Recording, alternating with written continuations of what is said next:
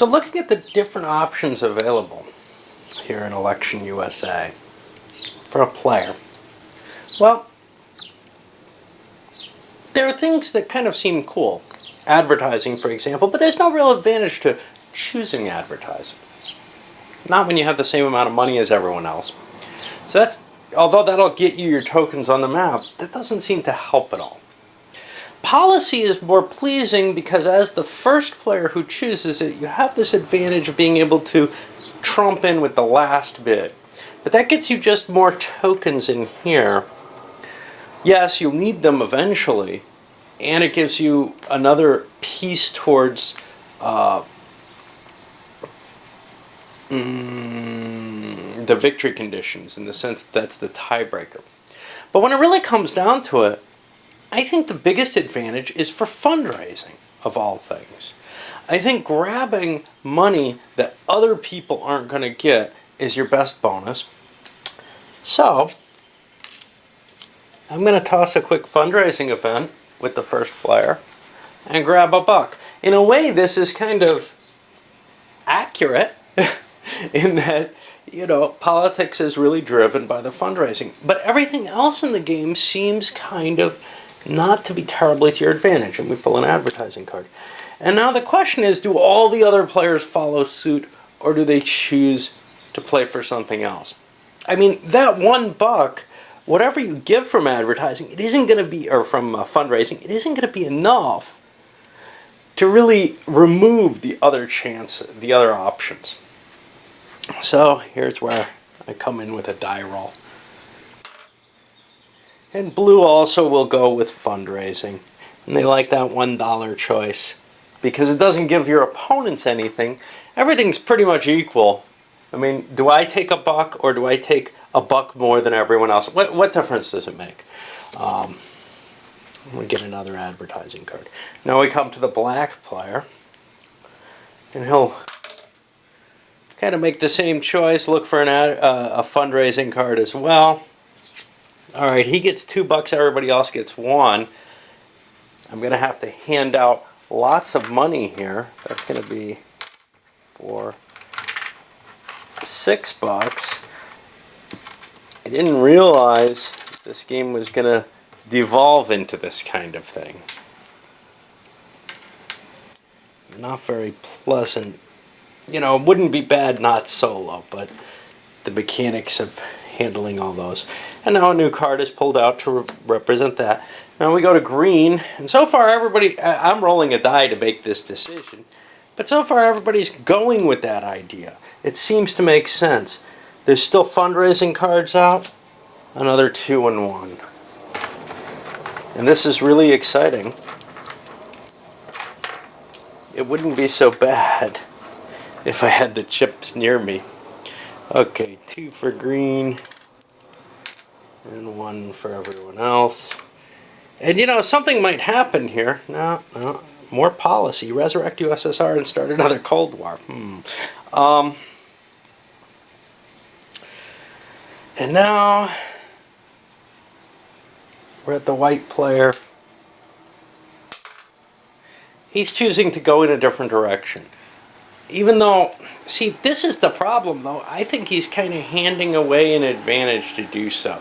Since everyone else did that, yeah, he's still going to do it though. He's still going to go for something else. Now, like I said, advertising doesn't do a lot of good. So what he's going to do is he's going to put this policy card up for bid. And he'll bid a buck. He gets to see what everyone else does and decide if it's worth it.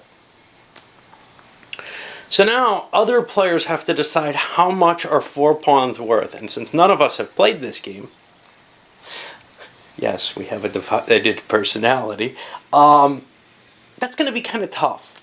How much are those pawns worth? Would advertising be worth more, but he's just putting this up because it's advantageous? Orange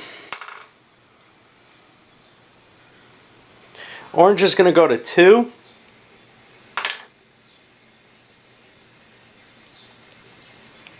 Blue will go to 3. And you don't have to go by 1. Black thinks a buck a pawn is not unreasonable at 4. Green's going to go up to 7. He thinks that's what it's worth. And now here's the question. Does white want to pay the $8 for this? Is it worth that? He decides no. So green drops 7, and I'll put these up here for that. Gets a policy and gets 4 green pawns. Was it worth it? I don't know. You know, a game like this, the only way you can tell value is by playing it, but also some of the value is determined by other players and what their decisions are. Uh-oh, we got a journalist. Okay, so at this point, the white player has the first cost, and he's got to pay 2 sincerity. Yeah. Orange, sure. Everybody's kind of afraid of these. Blue? No. We're getting towards the bottom half. These people aren't protecting as many people if they choose to draw the skeleton. So I'm actually rolling for them, but they all pay. Better to lie than... Now, what happens? I think we draw another one. Move White House to Florida. All right. Well, I think I need a little bit of a break after that. That was just a quick run through, and I feel like we do need to keep an eye on things a little more because we're still haven't gotten any pieces on the board. I'll be back in a bit. Okay, I guess we're ready to keep going. Needed a little break. So now it's on the orange player's choice, and one of the reasons for a break that I need is everything's decision making in this game. That's great when you're sitting down and just playing it, but doing it solo, especially going a talk through like this, it's kind of tough. I don't get time to actually enjoy what's going on. All I get time to do is keep making decisions. So I tend to dislike games with this high turnaround on decisions. All right. Orange is, well, he's got another fundraising bonus. He took that jump before. He's going to do it again. Unlike white, he hasn't made this decision. There might be something else available that's worthwhile. And after seeing white get stung, well, we may have learned something there. So he gets $2, and everybody else gets 1.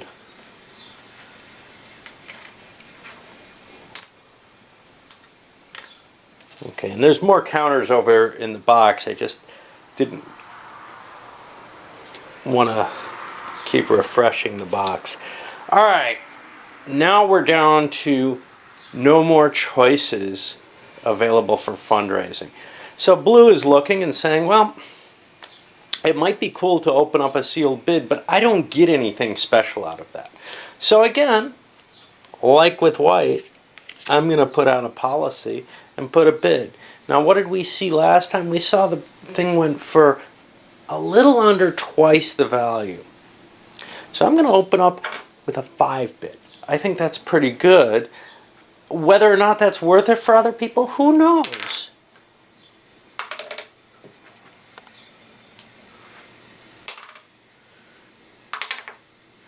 Green is actually going to jump to 6.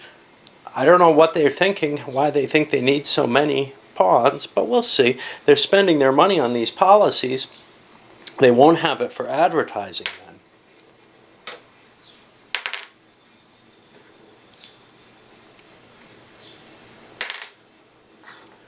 Orange went up to 7. Blue's just not willing to go to this level.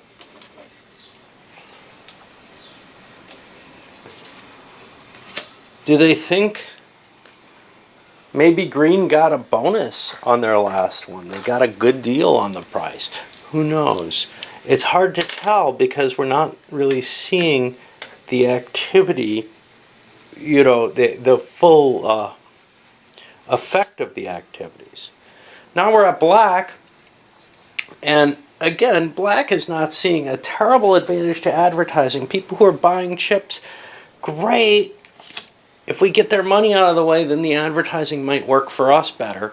At this point, well, we'll pick this policy. 1 strike and you're out. Okay? And I'm going to open up with just $2. Green jumps up to 4. White goes to 5. And white's getting it for $5.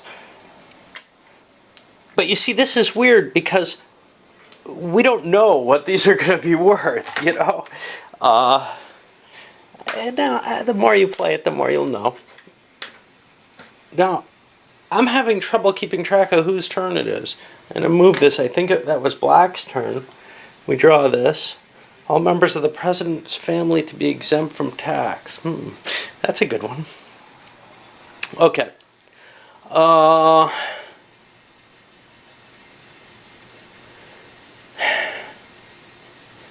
Green really wants to do fundraising. There's no easy way to do that. Throwing ads out? Well, maybe they could push other people to throw bids into place. They've got enough pieces. So I think that's what I'm going to do. I'm going to throw a cheap ad out. Now, here I have to step away again because all these are sealed bids. And I'll just come back and tell you what the decisions were made on these. It's only 1 point in the Deep South. But this was the first actual thing in play. So the bids were dropped down. And Green was kind of foolish here. They bid 1. That's not the highest bid. White and blue tied for highest with $2 each. I believe they each get a pawn in the Deep South. Green should not have spent. Other people chose not to. I don't know if they were hoping to just slip in there with a $1 bid or what, but they ended up spending money that maybe they shouldn't have. This card goes away. We get another one. And we're up to white. Ban all satirical board games? No. Well, maybe. If they're all like this. Alright. I don't think it's that bad a game, actually. Let's see what we have. Well, I'll finish up white's turn and then I'll load this one up. So, what everybody kind of wants at this point is money. It's hard to tell what money is worth, though, in any particular situation. This is the big card out there. That's the most valuable thing. And white does not want to play that. White's a little low on pawns, but they don't necessarily have the most money for dealing with them. Oh. See, they got away with that. I think they're going to put out this middling card. Ah, there's actually an even nicer one there. Yeah. And I'll figure out the bids on that and come back and bet. So, somehow or another, the decision was made that this was worth $2. Everybody settled on it. White, well, not everybody. Some people sat back. White, orange, and blue each spent $2 on that card. And the votes in the Eastern Seaboard. Of course, everybody's tied, so they don't actually have any votes. Ah, fundraising. Yay. Now that's going to definitely be scooped up by orange. And I'll load this up, set the money out, and then probably be spending a little bit less effort discussing what's going on. Unless I start seeing some big inflection points in the game.